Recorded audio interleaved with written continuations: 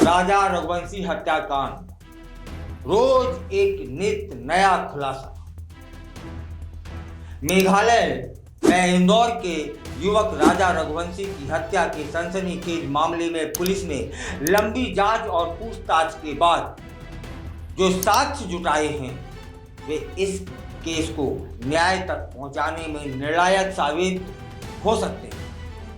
भले ही इस हत्याकांड का कोई प्रत्यक्षदर्शी नहीं है और न ही कोई सीसीटीवी फुटेज, लेकिन वैज्ञानिक जांच, डिजिटल साक्ष्य, गवाहों के बयान और घटना स्थल का रिक्रिएशन सब मिलकर एक ठोस केस तैयार कर चुके हैं।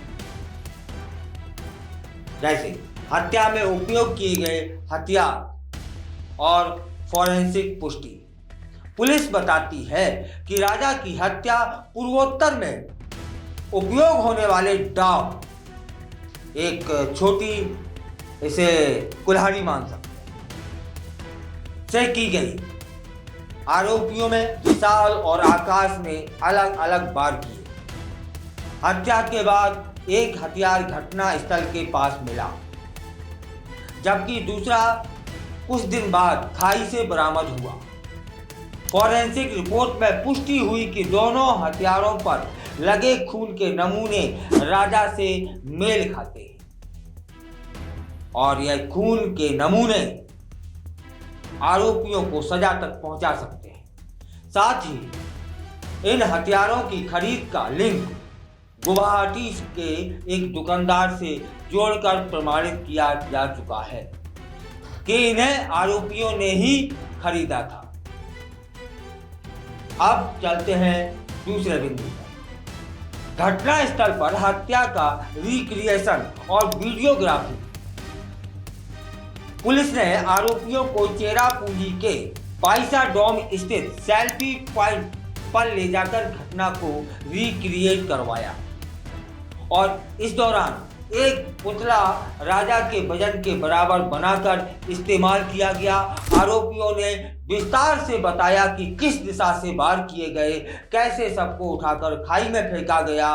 पूरी कार्रवाई की वीडियोग्राफी की गई जो अदालत में अहम सबूत साबित होगी। अब चलते हैं तीसरे बिंदु की ओर। जीपीएस ट्रैकर और स्कूटी की लोकेशन डेटा। राजा और आरोपियों द्वारा इस्तेमाल की गई स्कूटी में जीपीएस ट्रैकर लगा था।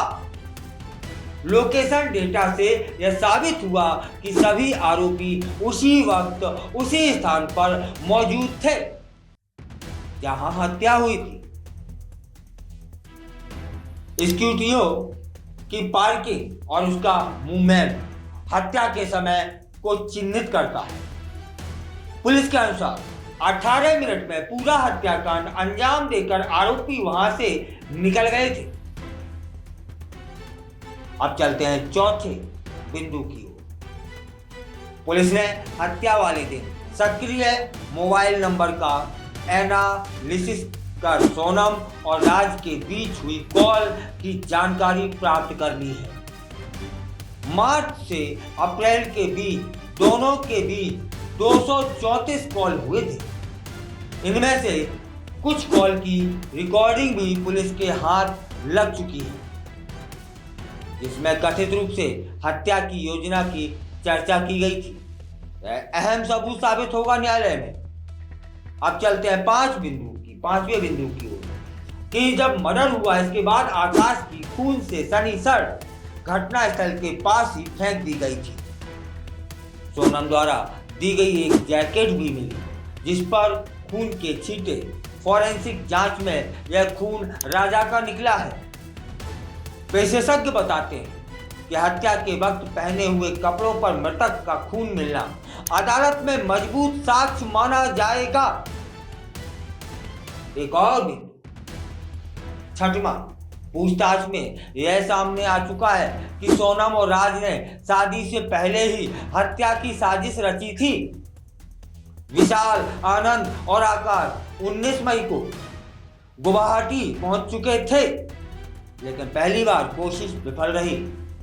हत्या के बाद सोनम इंदौर लौटकर 8 जून तक एक किराए के फ्लैट में छुपी रही, जिससे साफ है कि यह घटना पूर्व नियोजित थी। चलिए एक और 7वें बिंदु की ओर चलते हैं। सोनम ने पुलिस को बताया कि उसने राजा और अपने कुछ मोबाइल फोनों को हत्या के बाद तोड़कर फेंक दिया।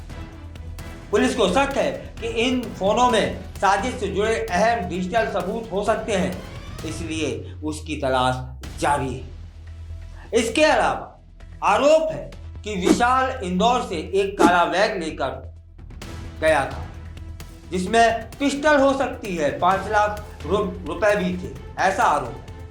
यह बैग अभी तक नहीं मिला है और पुलिस इसे भी केस का अहम हिस्सा मान रही है, लेकिन वह बैग इंदौर से गुम हुआ था, उस फ्लैट से गुम हुआ था, एक ट्रांसपोर्टर के पास है, ऐसी जानकारी पुलिस को लग चुकी है। जल्दी ही वह बैग भी पुलिस के पास होगा। पुलिस को संदेह है कि सोनम ने यह योजना किसी करीबी से साझा की थी और उसकी कॉल डिटेल के आधार पर फैक्ट्री में काम करने वाले कुछ लोगों से पूछताछ की जा रही है। साथ ही उसके परिवार के सदस्यों से भी बयान लिए जा चुके हैं। मेघालय पुलिस मानती है कि हत्या और षड्यंत्र के पर्याप्त प्रमाण मिल चुके हैं, इसलिए राजा को न्याय जरूर मिलेगा। हालांकि राज और सोनम अभी भी कुछ तथ्य छुपा रहे हैं।